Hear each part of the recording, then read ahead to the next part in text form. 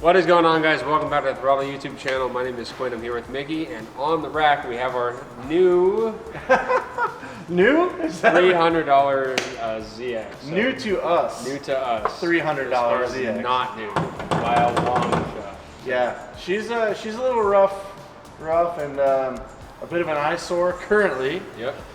But today we're gonna find out how much of an eyesore it is. Last episode we pulled it into the parking lot and kind of looked at it, and that was the end of it. So today we have it up on the rack. We're gonna take it up and actually see if this car is savable, if there's like massive rust or anything like that. Hopefully there's nothing too terrible and it's just kind of rough around the edges. So, but actually getting a chance to walk underneath the car and see what is going on underneath is a telltale sign of whether this is going to be something that we decide to salvage or something we pass on to the next guy and let him salvage it. Yep, so this is going to be a make or break moment. There's already a lot of tomfoolery going on everywhere throughout the car. Putting it nicely. I'm actually a big fan of all the fuse boxes hanging out the wheel wells. Man. What is that jumper wire? The jumper. Typically on Nissans that I've ever played with, like my old S13 convertible, I had to do a jumper because it was an automatic, plus it had a retractable top. So you do this to trick it to think your foot is on the brake pedal. For the shift lock, or also for the convertible, is so the top would go up and down. So this car was originally automatic. It looks that way. Was it a factory turbo car? It was supposedly, but it would have been a factory turbo car automatic, which I don't know enough about these cars to know if that was a valid. Yeah, like an actual arrangement for these cars. I don't know. But it does have the wide brake pedal, which is a telltale sign that it was certainly an automatic at some point in its life. So. That's what I think that is. Oh, we're gonna start here or we're gonna go up? I was gonna start under the hood and actually grab a flashlight and take a look. Beauty. Don't even need a prop rod for this one. No, I guess not. Maybe that's how the hood got. We got a free snail? Snails. Oh, so he's alive, dude. He's alive. That's the homie. Aside from a lot of parts missing, the engine bay actually isn't too terrible. I mean, like the manifold looks nice. Like a lot of the stuff looks like they can clean up pretty well. The radiator looks new. We're missing a lot of pieces and a lot of hardware. It's like none of the ignition coils here have bolts in them. Really? I'm pretty sure somebody just spray painted this, right? Another thing I noticed is this was like stuck at half throttle. Oh. So there's full throttle. There's half throttle and there's closed. But it's like pulling mad tension on the cable. I like our catch can setup. This is super cool, especially with the kinked lines. Well, I mean, where do those go? They're here. There's two here. This one's. Oh no, I see one. Oh, that one's probably your vent. So that's probably going to atmosphere. It's actually plumbed to nothing. Yo, is this literally from a kid's tent? like a kid's play set? The Mickey Mouse tent?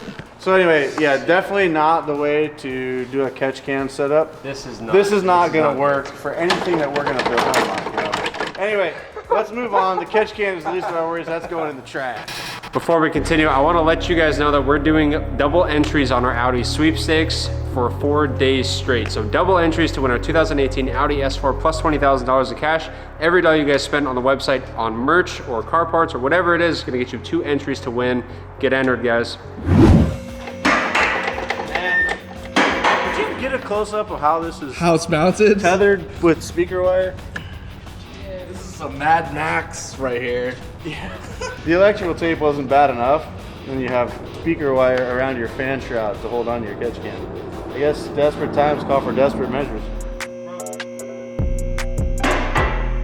All right, where do you guys want to start? I don't know. There's a lot to take in. Oh my God. First of all, I don't see any rust through the chassis or the floor pan, so that's good. However, this is a little concerning. Gas tank has been high centered on something at some point. I mean, this is pretty gnarly. I'm not sure that I would want to reuse. Well, you probably lost a few gallons of capacity in that too, would be my guess. A lot of surface rust, which doesn't scare me. Like a lot of these arms and stuff are gonna get replaced regardless. There's a magnet under here. Original shocks from the factory. 30-year-old shocks still in place. How about this one? Over here. Oh, maybe this one's branding on there? I think this one might have been replaced. Oh no, it's Nissan as well. You know. Is that a good sign or a bad sign? Well, I mean, it just means it hasn't been someone's race car or It probably lived its life as a street car. I don't see lowering coils on here, so they're factory coils, it appears. So they did like an exhaust mod here, welded in some straights. Probably some like resonator deletes. Maybe they got rid of a resonator. I'm not sure what these stock look like. It was low at one point in its life because I see a lot of ground out here. Look at this. What is that? How does that happen? I wonder if somebody went to jack it up and like missed the rail. I don't know, but it removed all the undercoating. The pinch Yeah, rails are pretty garfed up. Munched. So that we can fix. I'm not too worried about that. I don't see anything that makes this a throwaway. Yeah, Jesus, did they run over everything they could find or what? Oh crap. I don't know how the front, like how these got scratched. That was just like Sanding or, an like, absurd pulled back more. freaking speed bump or something. I don't know. That's promising, honestly. Like I would good rather odds. Yeah. have it in this condition than something that had been like you guys have been around for a long time. You remember our RX-8 project. That car was some Stan Skid's car, and the whole bottom of it, like literally these frame rails were gone. Like we had to fortify everything. Ricky, you remember that? Basically everything underneath the car was ground down. So to have it only on these, basically, these are just heat shields, is not terrible. We're gonna get rid of exhaust anyway, so Yeah. we just have to be mindful and tuck it back up where it belongs. So What? Is that loose? that's the starter with one bolt in it. Dude, no way. Yeah, I feel like this car was like somebody's parts car. You know, as we saw in the Yeah. first video, the guy had 2 of these in his driveway. It makes me wonder if he didn't buy this on the cheap as like I need spare parts, they're really hard to find, this chassis was cheap, I'm just gonna buy it and then take off what I need and then sell it. I have a feeling that might be what we're dealing with here because there's a lot of stuff that's kind of like halfway put together, which means he might have taken that half of the stuff for his car. I don't see anyone buying a running one, modifying it, and ending up like this. No, right. You know what I mean? This is also an automatic transmission radiator, by the way. The clutch line is literally holding the starter up. Oh, he just wrapped the clutch line around, kind of like the way he mounted the catch can. How do we have oil leaks when we don't have a running engine? Doesn't even have it. That's a good question. Doesn't even have a harness. There are so many like vacuum caps and plugs just on random ports and all this stuff. Right. Major exhaust leaks. You see all the. Well, this stud is Gaskets. snapped off completely. Oh my god. Having come from like back-to-back R32 builds, Yeah. a lot of this suspension looks setup pretty unique, feels huh? very familiar. Yeah. Tension rod setup is the same. Lower arm looks the same. So I wonder how much of these components are shared with the R32 chassis. Like a rear wheel wouldn't- drive R32's GTST. Oh, probably some. Yeah. Oh, what is that? We have brake line like almost touching the wheel. No, it is touching. It is touching. Bend the hard line on the way.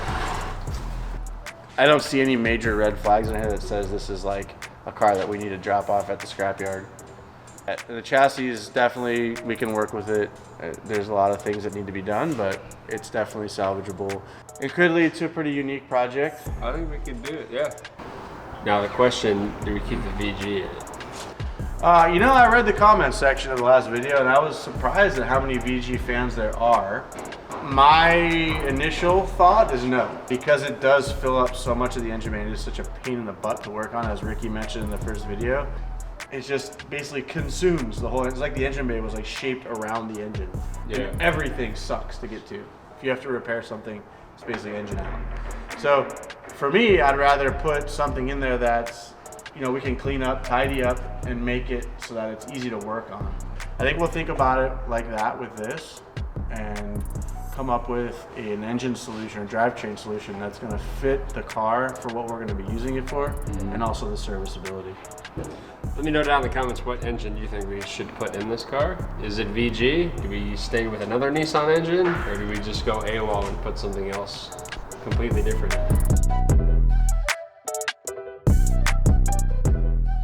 What are we thinking for this? What you think like what to do with it? We should throw it away, which I think we should, or we should start modifying it. If we have to keep it, I say ditch the stock engine. If we agree on an engine swap, I'm all for it. If we're keeping this engine, I'm not Is this about at it. least a twin turbo?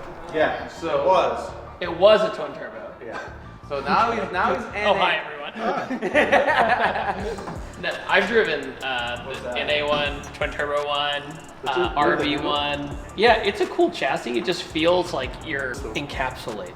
You know, you're very like in it, but everybody makes the stupid Diablo headlight joke, right? Because these are the same headlights that were on the Lamborghini Diablo. Yeah. You know, if you pull them off the Lambo, it'll have the Nissan logo on it. Oh, no Yeah, way. it's that Yeah. bad. Oh, that. Yeah. That's why I keep calling them Lambo headlights. But the motor is cool when you do build them, but there's better options. That's just my opinion. That's where I'm at. It's called an RB26. What if we put a rotary in it? Because it'll be low. Oh, I know a certain, I know a certain island that really likes rotary. Yeah, so everybody is a rotary head. I love them. I just have never owned them, so I haven't. I don't had even the know if there's experience. one ever built. I Like, do have a 20B for sale. well, a 20 fits in here. Okay. It definitely fits in Would here. we turbo it or would we keep it at a 320? Did you know that the Freak was supposed to be rotary? Yes. That was. Evan didn't let us do You that. pulled the plug. I'm here. No. Yes, you did. You pulled the plug on the rotary. Because I wanted it to actually work.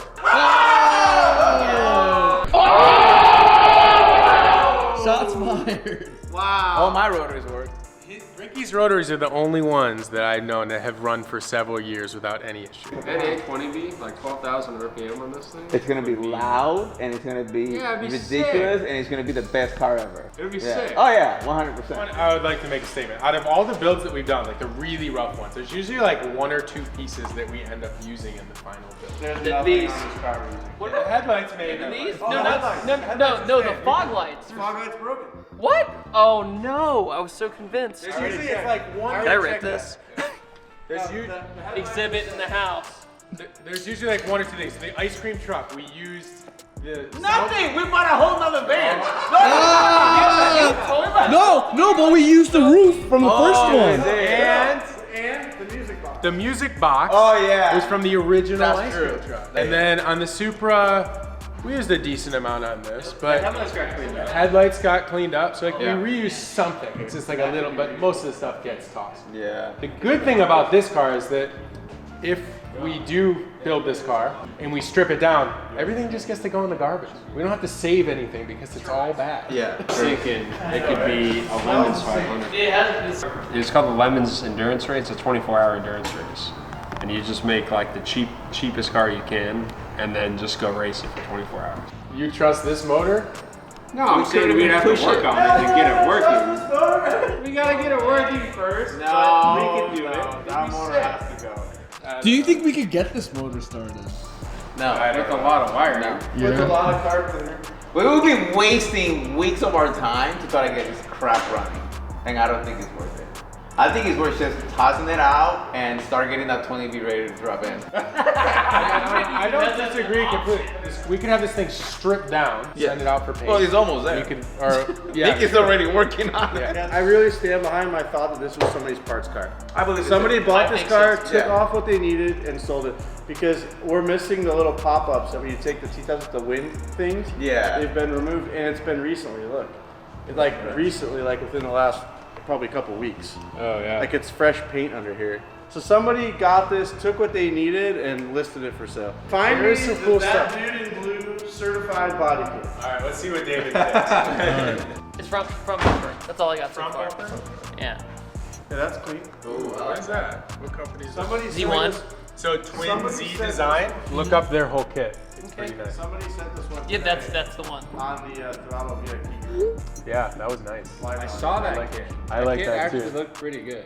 All right, well that's been our quick little run around with this $300 ZX. Yep. I want to give a huge shout out to David Patterson, or that dude in blue, as many of you guys know him as, his little featurette in our video here because he is here visiting us. But yeah, we've got a pretty blank slate here, and it is missing a lot, so it needs a lot. And I think ultimately it just needs a lot of TLC, a lot of care. But So agreed. we're not new to that, so I think we could bring it back. yeah, I think so too. We just got to figure out what motor and drivetrain to use and start searching for new parts. Thank you guys so much for watching. Don't forget to like, comment, subscribe. We'll see you guys in the next episode. Later.